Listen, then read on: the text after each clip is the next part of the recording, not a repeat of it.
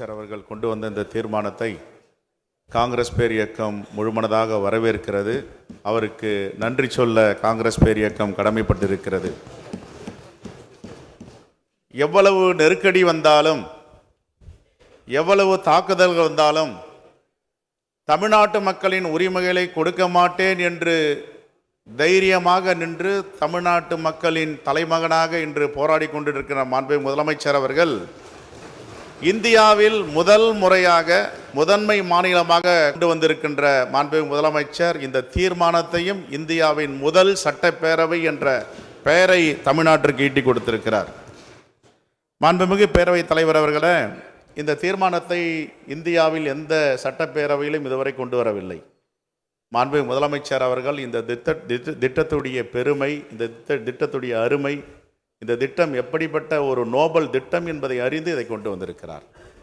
தமிழ்நாட்டு மக்களின் நலனை யார் காட்டி கொடுத்தாலும், மறைமுகமாகவும் முகமூடி அணிந்தும் புதுடில்லிக்கு அடகு வைத்தாலும், ஆனால் தனி ஒரு தலைவனாக நான் தமிழ்நாட்டை காப்பேன் என்று உறுதியேற்கின்ற மாண்புமிகு முதலமைச்சருக்கு மீண்டும் நாங்கள் நன்றியை தெரிவிக்க கடமைப்பட்டிருக்கிறோம். தமிழ்நாட்டு மக்கள் எல்லாம் எதற்கும் அஞ்சாதவர்கள், தைரியமானவர்கள், ஏழை எளிய மக்களை பாதுகாப்பவர்கள் என்ற வரிசையில் இங்கே படங்களாகவும் படமாக இருக்கின்ற புகைப்படத்தின் மத்தியில் மீண்டும் மீண்டும் தன்னை நிரூபித்து காட்டிக் கொண்டிருப்பவர் தான் நம்முடைய மாண்புமிகு முதலமைச்சர் அவர்கள். ஏனென்றால் தமிழ்நாட்டின் வரலாற்று சிறப்பு மக்கள் விசில் அடிக்கிற குஞ்சுகள் அல்ல, அந்த கூட்டத்தின் தலைவரும் அல்ல, தன்மான தமிழர்களின் தலைவன் என்பதை இந்த தீர்மானத்தின் மூலமாக நிரூபித்து காட்டியிருக்கிறார். இந்த சட்டம் இந்த சட்டம் கொண்டு வந்தது முதலில் UPA 1 ஆட்சியில் இருக்கும் பொழுது முத்தமிழறிஞர் கலைஞர், சீதாராம் யெச்சூரி பல தலைவரோடு ஆலோசித்து அன்னை சோனியா காந்தி அவர்கள் இந்த வரலாற்று சிறப்புமிக்க திட்டத்தை 100 நாள் வேலைவாய்ப்பு திட்டம் என்று சொல்லுகின்ற மகாத்மா காந்தி ஊரக வேலைவாய்ப்பு திட்டத்தை கொண்டு வந்தார்கள். இந்த திட்டம் என்பது உலக தலைவர்களால், ஆய்வறிஞர்களால் பாராட்டு பெற்ற திட்டம். இந்த திட்டம் என்பது கொரோனா பெருந்தொற்று காலத்தில் WHO வேர்ல்டு ஹெல்த் ஆர்கனைசேஷன் சொன்னது, சீனாவுக்கு அடுத்த மக்கள் தொகை கொண்ட நாடு இந்திய பெருநாடு, இந்தியாவில் கோடிக்கணக்கான மக்கள் செத்து மடியும் வாய்ப்பு இருக்கிறது என்று ஆய்வறிஞர்கள் எல்லாம் கட்டுரை எழுதினார்கள். ஆனால் கொரோனா பெருந்தொற்றுக்கு பிறகு இந்தியா எப்படி தப்பியது என்று அசீஸ் பிரேம்ஜி பல்கலைக்கழகத்தின் ஒரு ஆய்வறிஞர் எழுதினார். இந்த 100 நாள் வேலைவாய்ப்பு திட்டம் இல்லை என்றால் இந்தியாவில் கோடிக்கணக்கான மக்கள் செத்து மடிந்திருப்பார்கள். இந்தியாவை காப்பாற்றிய திட்டம் இந்த 100 நாள் வேலைவாய்ப்பு திட்டம் என்று பல ஆய்வறிஞர்கள் பிறகு கட்டுரை எழுதினார்கள். மாண்புமிகு பேரவைத் தலைவர் அவர்களே, இந்த திட்டம் உருவாக்கப்பட்டது எதற்காக? வாழ்க்கையில் வறுமையின் கீழ் இருக்கின்ற ஒரு கூட்டத்தை கண்டுகொள்ளாமல் இருந்த நம்ம தேசம் அன்னை சோனியா காந்தி பார்வையில் பட்டது. இந்த மக்களுக்கென்று ஒரு திட்டம் தீட்ட வேண்டும். மகன்களால், மகள்களால், கணவரால் கைவிடப்பட்ட பெண்கள் ஒதுங்கி ஓரமாக நிற்கிறார்கள். அவர்கள் தன்மானமாக வாழ வேண்டும், தலை நிமிர்ந்து நிற்க வேண்டும், சொந்த காலில் இருக்க வேண்டும் என்ற அடிப்படையில் இந்த திட்டம் கொண்டு வரப்பட்டது. நான் இந்த திட்டத்துடைய அருமையை என்னுடைய தொகுதியில் நடந்ததை சொல்லுகிறேன். 2021ஆம் ஆண்டு கொரோனா பெருந்தொற்று, ஊரே ஒடுங்கி இருந்தது. எல்லோரும் அஞ்சு தன் உயிரை காப்பாற்றி கொண்டால் போதும் என்று இருந்தார்கள். மாண்புமிகு முதலமைச்சர் அந்த கொரோனா பெருந்தொற்று காலத்தில் தன்னையே அர்ப்பணித்து அந்த மக்களுக்கு தைரியத்தை ஊட்ட வேண்டும், நம்பிக்கையை வர வைக்க வேண்டும். ஏனென்றால் பயத்தில் இருந்தவர்களே நிறைய பேர், பயத்தினால் இருந்தவர்கள் நிறைய பேர், தனக்கு வந்து விடுமோ என்ற அச்சத்தால் இறந்தவர்கள் நிறைய பேர். நான் இருக்கிறேன் முன் உதாரணமாக என்று மாண்புமிகு முதலமைச்சர் அந்த கொரோனா பெருந்தொற்று தொற்று வாடியில சென்று முகமூடி அணிந்து தன்னுடைய கவசங்களை அணிந்து சென்று பார்த்துவிட்டு வந்த செய்தி புகைப்படங்களில் தொலைக்காட்சியில் பார்த்த பிறகு நமக்கென்று ஒரு தலைவன் இருக்கிறார், அவர் தான் நம்முடைய முதலமைச்சர் என்று தமிழ்நாட்டு மக்கள் பெருமைப்பட்டார்களே. கவசம் அணிந்து சென்றது மக்களை பாதுகாப்பதற்காக, முகமூடி அணிந்து செல்வது மக்களை காட்டி கொடுப்பதற்காக. ரெண்டுக்கும் வித்தியாசம் இருக்கிறது. தமிழ்நாட்டு நலனை பாதுகாப்பதில் எந்த விதத்திலும் ஒரு துளியும் தயங்காத முதலமைச்சர் என்று தமிழ்நாட்டு மக்களுடைய நம்பிக்கை பெற்ற தலைவராக நம்முடைய முதலமைச்சர் இருக்கிறார். ஆகையால் தான் இன்று ஒன்றிய அரசு மிரண்டு இருக்கிறது. இதை எப்படியாவது வீழ்த்த வேண்டும். எதற்கெடுத்தாலும் போராட்டம், எதுக்கெடுத்தாலும் வலிமையான குரல் ஒன்று தமிழ்நாட்டிலிருந்து ஒலிக்கிறது. அதுதான் இந்தியாவில் பற்றி கொண்டிருக்கின்ற தீப்பொறி. இதை அணைக்க முடியுமா, ஒடுக்க முடியுமா, ஒதுக்க முடியுமா, அசைத்து பார்க்க முடியுமா என்று படையெடுக்கிறார்கள் வடநாட்டை சார்ந்தவர்கள். ஆனால் தமிழ்நாட்டு மக்கள் ஒருபோதும் அதற்கு இடம் கொடுக்க மாட்டார்கள்.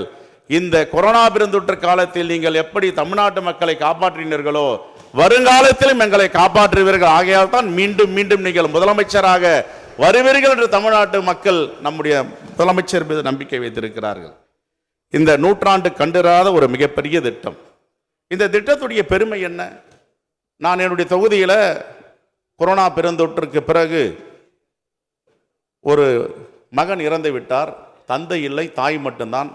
அந்த அம்மாவிடம் போய் துக்கம் விசாரிக்க செல்லுகிறேன்.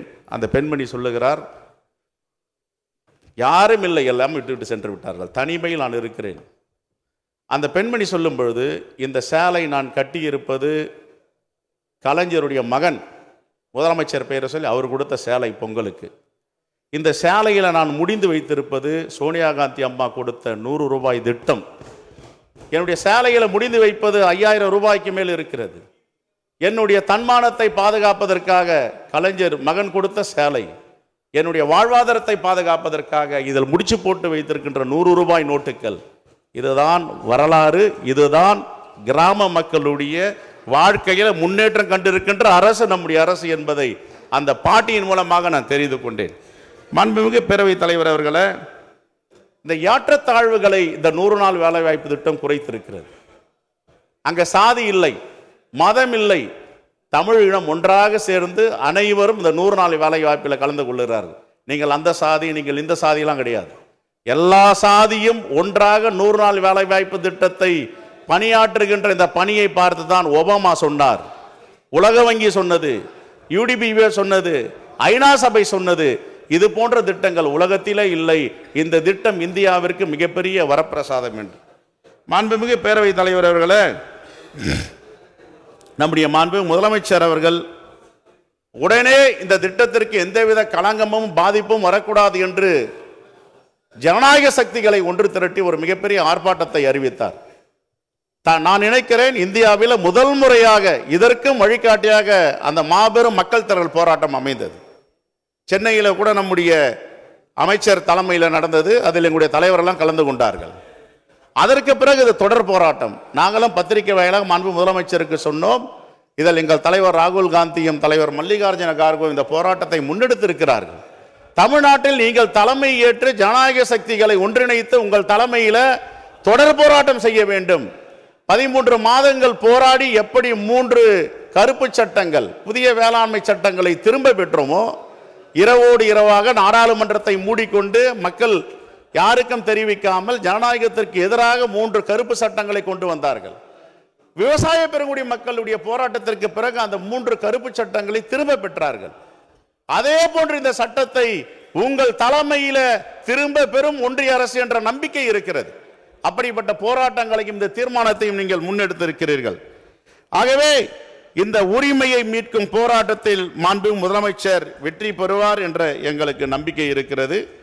65% மக்கள் இதில் பயனாளிகளாக இருக்கிறார்கள். இன்கம் செக்யூரிட்டி, இந்த ஊரக மக்களுடைய வருமானத்தை உறுதி செய்கின்ற திட்டம் இந்த திட்டம். இதற்காக இந்த பெயர் மாற்றம். ஏற்கனவே நிதி சுமையை தாழ முடியாத அளவிற்கு மாநிலங்களுக்கு நெருக்கடி கொடுக்கிறார்கள். உடனுக்குடன் செய்திகளை தெரிந்து கொள்ள சன் நியூஸ் பெல் ஐகானை கிளிக் பண்ணுங்க.